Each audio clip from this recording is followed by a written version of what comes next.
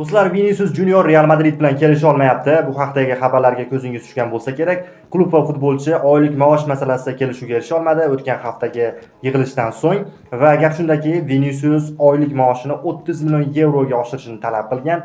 Real esa 20 million yevro to'lay olishini aytib o'tgan. Ana mana shu masalasida kelishmovchilik yuzaga kelgan. Shuningdek, Vinicius ba'zi xabarlarga ko'ra 80 million yevro bonus talab qilgan va uning aytishicha bo'yicha uning klubga qo'shayotgan hissasi beqiyos va jamoadagi o'rnidan kelib chiqib turib 80 million yevro bonus ham talab qilgan.